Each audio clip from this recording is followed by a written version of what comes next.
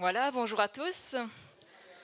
En tout cas, ça fait plaisir de prendre la parole et de prêcher après un si bon moment.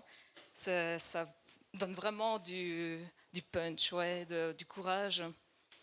Et, euh, et j'ai entendu les paroles qu'on a données. Et c'est vraiment dans la ligne de mon message. Et je me dis, allez, Dieu est en train de vraiment de faire quelque chose de grand dans cette église, mais aussi partout euh, dans le monde, dans les églises. Il y a vraiment un mouvement et la marée monte dans les églises. L'Esprit est en train de remuer les chrétiens à avancer et à avoir la foi, vraiment. On va lire un passage dans Josué 2, donc de 1 à 24. Ce sera un long passage, mais qui est vraiment un passage qui montre vraiment que Dieu est un Dieu de conquête, mais aussi un Dieu de grâce et d'amour. Josué, fils de Nun, fit partir secrètement de Sittim 2 espions en leur disant « Allez explorer le pays, en particulier Jéricho ». Ils partirent et arrivèrent dans la maison d'une prostituée du nom de Rahab, et ils y couchèrent. On dit au roi de Jéricho « Des Israélites sont arrivés ici cette nuit pour explorer le pays ». Le roi de Jéricho envoya dire à Rahab « Fais sortir les hommes qui sont venus chez toi, qui sont entrés dans ta maison. En effet, c'est pour explorer tout le pays qu'ils sont venus. » La femme prit les 2 hommes et les cacha. Et puis elle dit « Il est vrai que ces hommes sont arrivés chez moi, mais je ne savais pas d'où ils étaient. » Et au moment où on allait fermer la porte, à la tombée de la nuit, ils sont sortis. J'ignore où ils sont allés. Dépêchez-vous, allez les poursuivre, et vous les rattraperez. Elle avait fait monter les espions sur le toit et les avait cachés sous des tiges de linge qu'elle y avait arrangées. Ces hommes les poursuivirent par le chemin qui mène au gué du Jourdain et l'on ferma la porte après leur départ. Avant que les espions se couchent, Rahab monta vers eux sur le toit et leur dit « Je le sais, l'Éternel vous a donné ce pays. La terreur que vous inspirez s'est emparée de nous, et tous les habitants du pays tremblent devant vous. En effet, nous avons appris comment, à votre sortie d'Égypte, l'Éternel a asséché devant vous l'eau de la mer des roseaux, et comment vous avez traité les 2 rois des Amoréens de l'autre côté du Jourdain, Sihon et Og, que vous avez exterminés. En l'apprenant, nous avons perdu courage, et notre esprit est abattu devant vous, car c'est l'Éternel, votre Dieu, qui est Dieu en haut, dans le ciel et en bas sur la terre. Et maintenant, je vous en prie, jurez-moi par l'Éternel que vous aurez pour ma famille la même bonté que moi pour vous. Donnez-moi l'assurance que vous laisserez vivre mon père, ma mère, mes frères, mes sœurs et tous les leurs, et que vous nous sauverez de la mort. » Ces hommes lui répondirent « Nous le jurons sur notre propre vie, si vous ne divulguez pas ce qui nous concerne. Et quand l'Éternel nous donnera le pays, nous agirons envers toi avec bonté et fidélité. » Elle les fit descendre avec une corde par la fenêtre, car la maison qu'elle habitait était sur la muraille de la ville. Elle leur dit « Allez du côté de la montagne, sinon vous poursuivant risquerez de vous rencontrer. Cachez-vous là pendant 3 jours, jusqu'à ce qu'il soit rentré. Après cela, vous poursuivrez votre chemin. » Ces hommes lui dirent « Voici de quelle manière nous nous acquitterons du serment que tu nous as fait faire. À notre entrée dans le pays, attache ce cordon de fil rouge à la fenêtre par laquelle tu nous as fait descendre et rassemble avec toi dans la maison ton père, ta mère, tes frères et toute ta famille. Si l'un d'eux passe par la porte de ta maison pour aller dehors, son sang retombera sur sa tête et nous en serons innocents. En revanche, si l'on porte la main contre l'un de ceux qui seront avec toi dans la maison, quel qu'il soit, son sang retombera sur notre tête.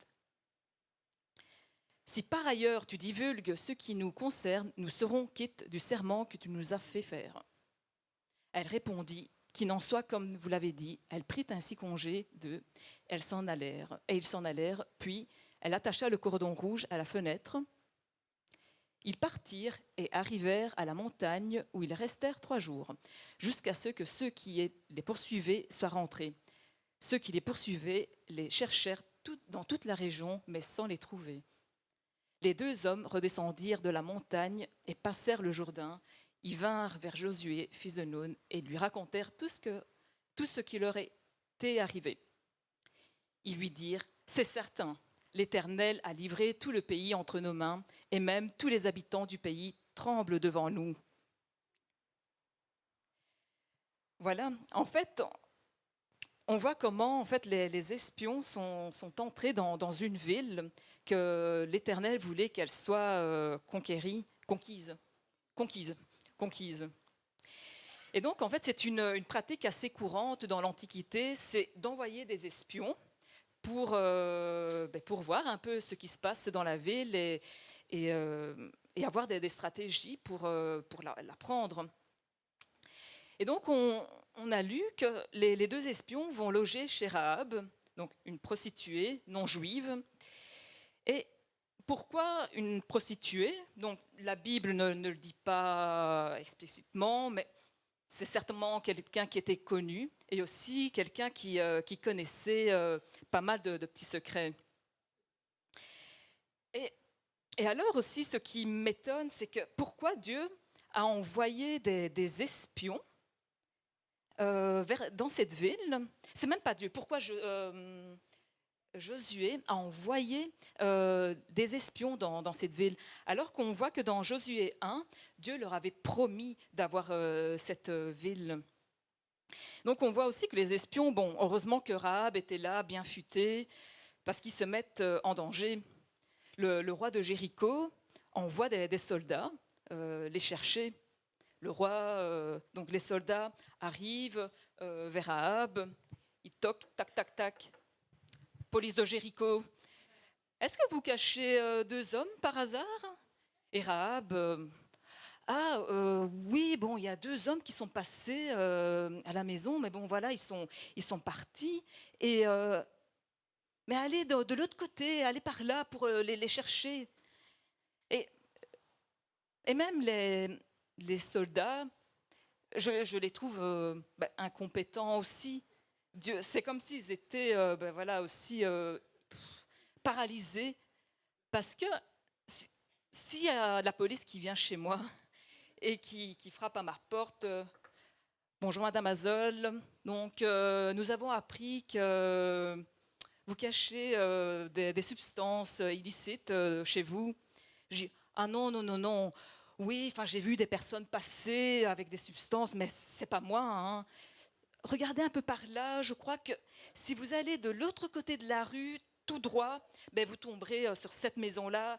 Elle s'appelle Lily. Allez chez elle, vous en trouverez certainement. Ouais, elle a un petit regard qui trompe pas. Non, je rigole. Et donc, on voit que dans ce récit, Rahab est la plus futée et compétente. Et après que les soldats, tu peux mettre le texte. Après que les soldats partirent, on lit que Rahab monte sur le toit. Et Rahab, elle fait une profession de foi envers Dieu, le Dieu d'Israël. Et elle dit, c'est dans Josué 2, 9, 11. Ouais, c'est ça. Elle dit, je le sais, l'Éternel vous a donné ce pays. Et un peu plus loin, donc dans verset 11, car c'est l'Éternel, votre Dieu, qui est le Dieu en haut dans le ciel et en bas sur la terre. Donc on voit que Rahab croyait en Dieu, le Dieu d'Israël, et elle connaissait des choses sur le Dieu d'Israël.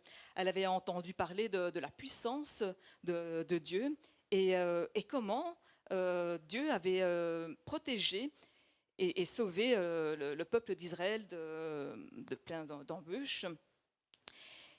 Et on voit que Rahab est beaucoup plus confiante en la victoire du peuple de Dieu que les espions eux-mêmes. Et donc, elle donne foi aux espions parce qu'on voit que dans le dernier verset, c'est Josué 2, 24, on dit, ouais, c'est certain, l'Éternel a livré tout le pays entre nos mains, et même tous les habitants du pays tremblent devant nous. Et, et honnêtement, moi, ça me fait réfléchir, ce récit, parce que je me dis, allez, Dieu utilise Rahab, qui était vraiment une personne au plus bas rang de la société, une femme cananéenne. Et ouais, ça nous apprend vraiment à être humble et, et de ne pas avoir ce regard hautain. J'aime la parole que Nathalie elle avait dit la semaine dernière, qu'il ne faut pas sous-estimer les personnes. C'est vraiment important. Et j'ai vraiment à cœur les enfants. Je crois que les enfants ont quelque chose, vraiment, seront comme une étincelle pour amener le réveil.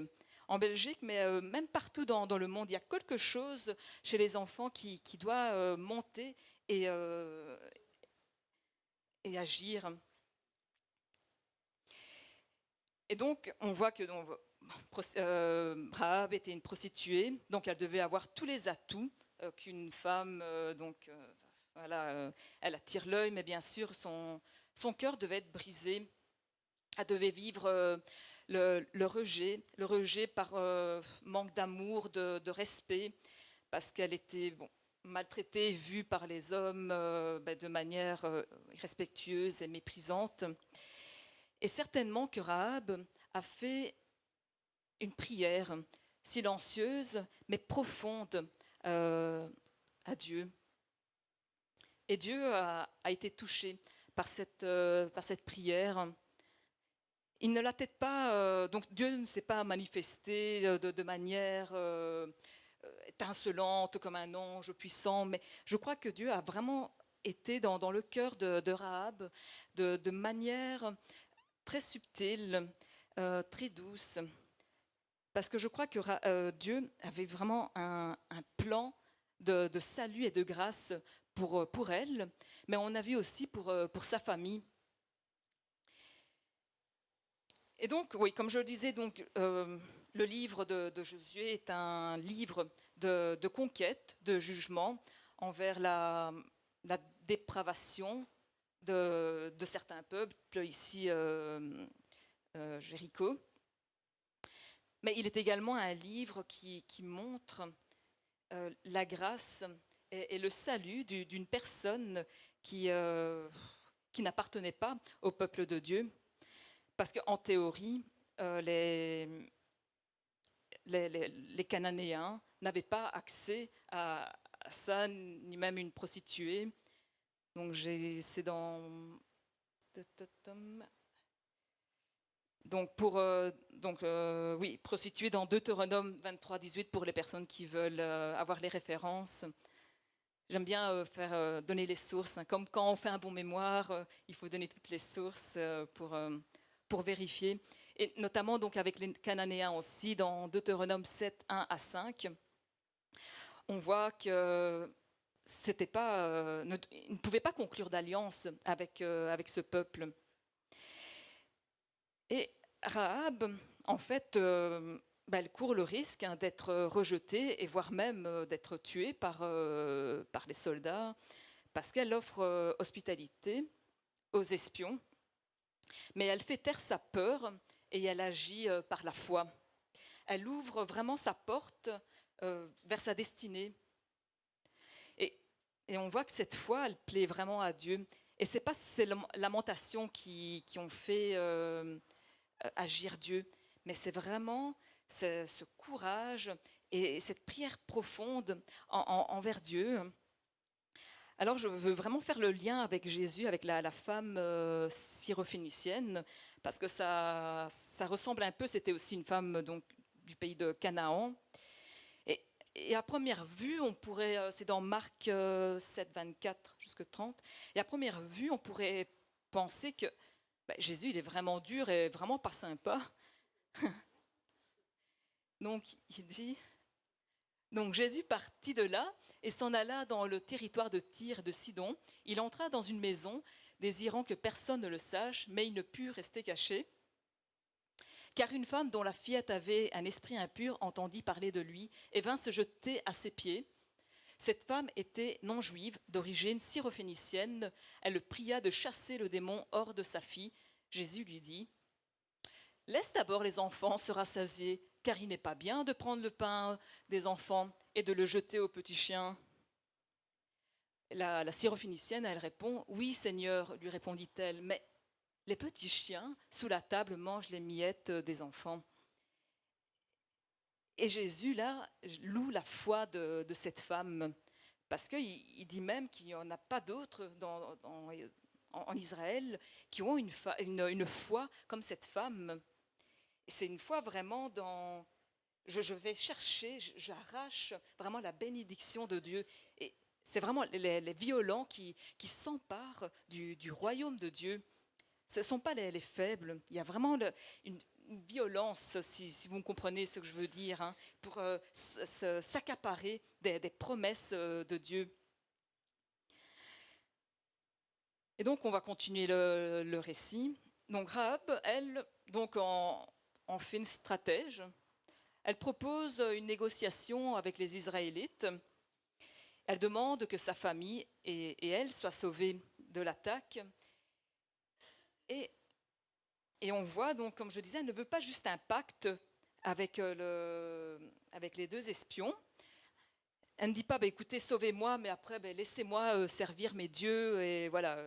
Non, elle veut vraiment une alliance avec le peuple de Dieu, avec le peuple d'Israël. Et donc, les soldats lui promettent de sauver sa famille et elle, si elle suit les instructions que les deux espions ont données. Donc, ils vont lui proposer de mettre une corde rouge à sa fenêtre pour que, donc, si vous connaissez l'histoire, c'est Jéricho. Le peuple va tourner 7 fois alentour de la ville et à un moment donné, les murailles vont trembler et le peuple d'Israël pourra conquérir cette ville.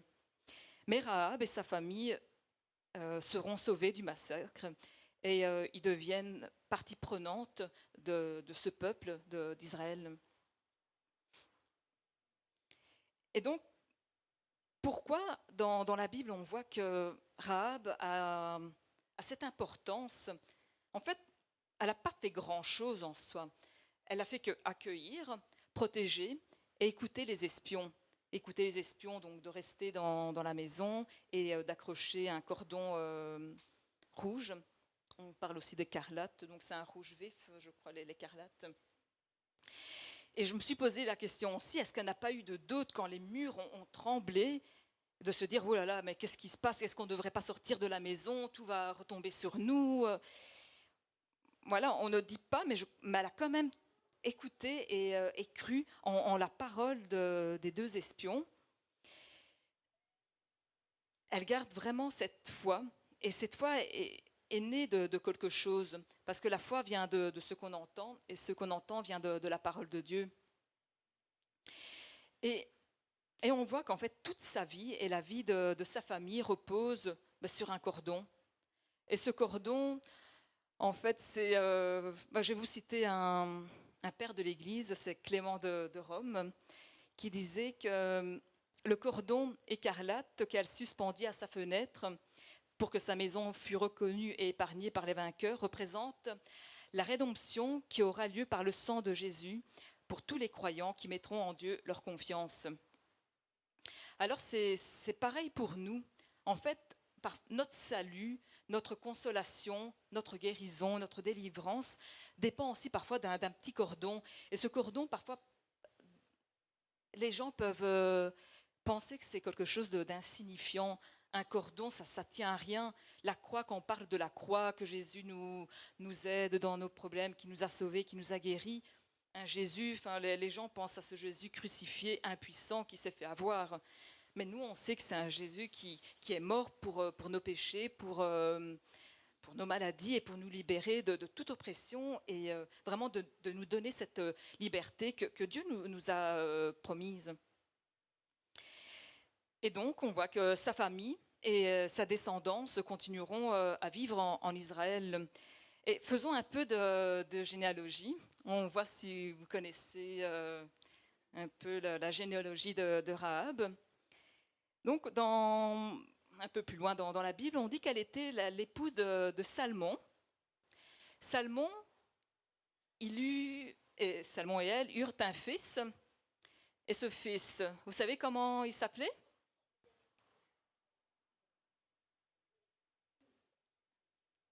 Il s'appelait Boaz. Boaz.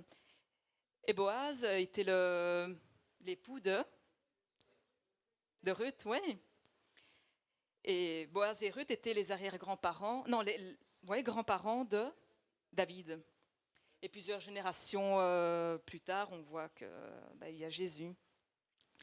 Et c'est ainsi donc qu'une femme païenne qui, au plus bas rang, passe de marginal à une figure vraiment centrale de la religion chrétienne et juive même.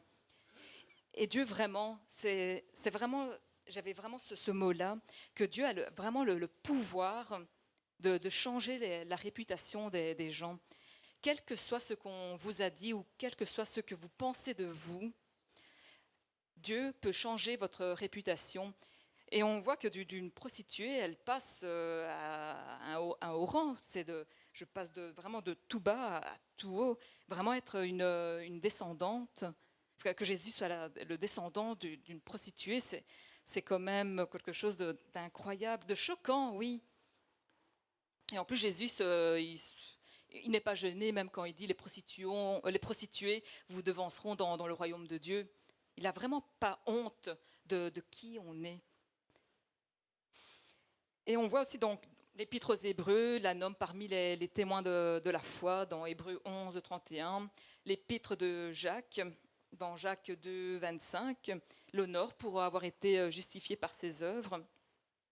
Donc Rahab a vraiment cru sans réserve que Dieu pouvait faire pour elle ce qu'elle avait fait pour le peuple d'Israël. Et cette foi l'a poussée à s'emparer des promesses de Dieu. Et je vais peut-être vous dire quelque chose qui peut choquer, mais je l'ai vraiment... En fait, on est tous des prostituées. Et je vais m'expliquer.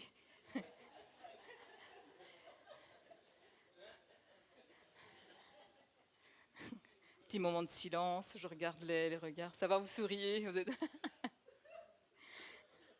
Et la prostitution, c'est pas simplement donc tel qu'on l'entend, c'est aussi donc s'abaisser à des choses viles et croire à des choses qui ne viennent pas de Dieu, à des faux raisonnements, des pensées contraires à la volonté de Dieu, se prostituer à d'autres dieux, idoles, pas nécessairement des dieux, mais tels qu'on l'entend, mais aussi des addictions, notre téléphone ou le sport, le travail, ça peut être aussi une prostitution. Entendez-moi bien, je ne dis pas qu'il ne faut pas utiliser son téléphone, qu'il ne faut plus aller travailler, mais tout... Désolée Sarah, tu iras travailler. Mais tout est une question d'équilibre et de perception de la voix de Dieu. Qu'est-ce que Dieu veut pour nous? Donc, Dieu a vraiment un plan d'espérance et de vie pour nous et on doit vivre vraiment cette vie que Dieu nous a appelés à vivre. Et tu peux prendre Philippiens 3, 13-14.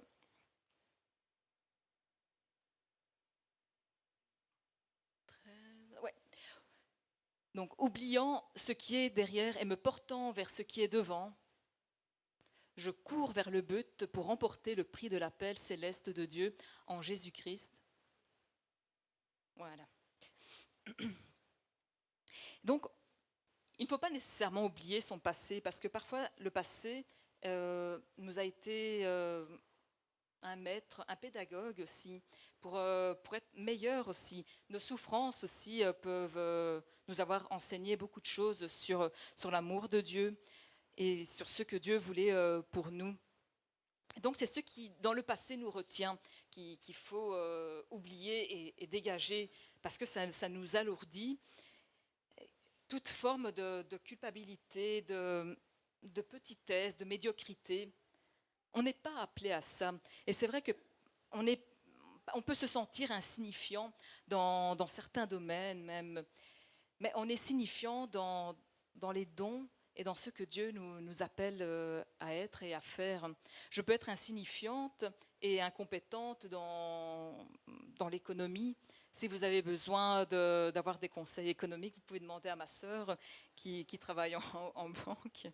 Mais par contre, si vous avez besoin de conseils médicaux, ou enfin, vous demandez à Anastasia ou même moi, voilà, je suis kiné, donc je pourrais vous aider. Donc il faut vraiment, on est compétent et signifiant dans ce que Dieu nous appelle à être.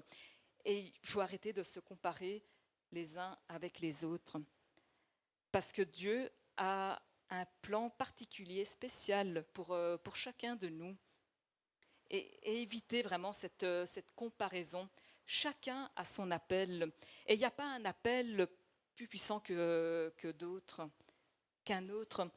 Tous les appels sont puissants quand ils sont réalisés, faits. Et si on a des blessures ou des blocages, mais la solution, vous savez, c'est d'aller près de Dieu et aller dans sa présence pour guérir. Parce que Jésus dit lui-même que ce ne sont pas les bien portants qui ont besoin du médecin, mais ce sont les malades. Alors je vous annonce un autre truc, vous êtes aussi malade.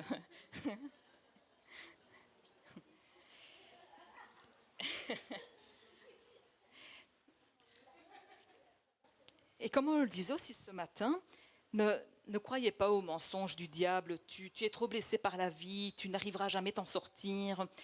Tu as été trop loin dans ce péché, jamais Dieu te pardonnera. Et si tu as été trop loin dans ce péché, continue. De toute façon, il n'y a plus d'espoir pour toi. C'est vraiment un mensonge et c'est vraiment pour vous détruire. C'est faux. Il y a un espoir pour tout. Regardez la vie de Rahab. Il y a un espoir pour tout. Et aussi, Dieu, dans sa présence, nous émonde comme un bon vigneron. Il enlève ce qu'il a enlevé pour que nous portions plus de fruits. Et donc Dieu n'attend pas de nous que nous ayons des capacités personnelles et des dons personnels. Mais faisons-lui confiance parce que c'est Dieu qui donne ses dons. Et la foi, en fait, c'est de croire que Dieu a un don particulier pour nous et qu'on est capable de l'accomplir. C'est de l'obéissance. Vous savez, les héros de la foi dans la Bible, ce sont les personnes qui se sont données à Dieu, qui ont dit Seigneur, me voici. Ce ne sont pas des gens qui pétaient des flammes, je ne sais pas comment on peut dire. Voilà. C'était des gens qui étaient simples, même parfois on ne les voyait pas. Même parfois on ne les voyait pas. Mais oui, Dieu parfois choisit des gens qu'on ne choisirait pas, même des personnes atypiques. Et parfois on a tellement l'impression qu'on est petit à nos yeux, mais Dieu, à ses yeux, on est tellement grand. C'est dans Samuel qu'on dit Dieu ne prête pas attention à l'apparence, ne regarde pas ce qui frappe le regard, mais il regarde au cœur. Et c'est vraiment ça. Parfois, on peut se dire, mais voilà, moi j'ai une vie brisée. Mais comme Christophe le disait avec c'est l'art, le kintsugi, c'est ça? Oui, mais la semaine dernière, tu avais parlé de ça aussi. C'est Pierre. Le kintsugi, c'est un art japonais. C'est un vase, donc on répare les vases brisés.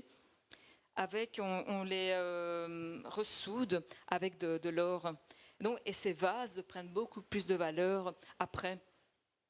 Et j'aime vraiment beaucoup cette image parce que je me dis qu'avec Dieu, c'est vraiment un Dieu de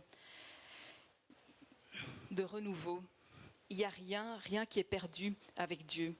Si on met vraiment sa foi en Dieu, sa confiance en Dieu, on peut déplacer les montagnes. Et Jésus le dit bien, il ne faut qu'un petit grain de moutarde. Et le grain de moutarde est vraiment la plus petite semence qui existe.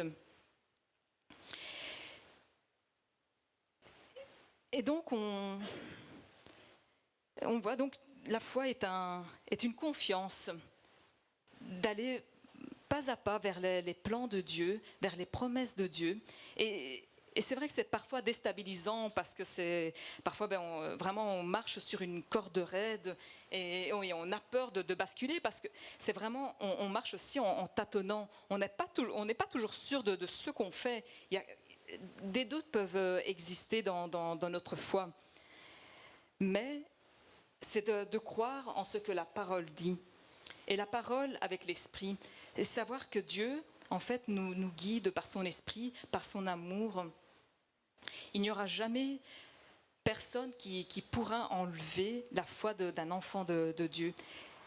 Restez fixés sur Jésus et ne regardez pas vraiment. C'est vraiment une question de fixation. Je vois. Je n'ai pas prévu ça, mais je vois vraiment comme un sniper. C'est vraiment fixer le but et de viser dans la bonne cible. Parfois, ça tient à rien du tout, les promesses de Dieu.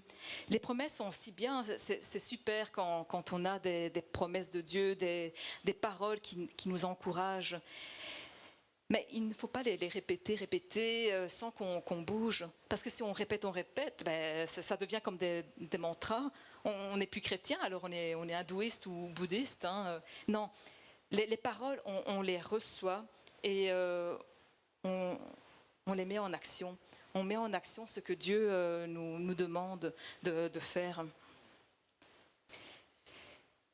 Et donc, voilà, je crois que c'est un temps où il y aura vraiment beaucoup de miracles et des changements dans cette société.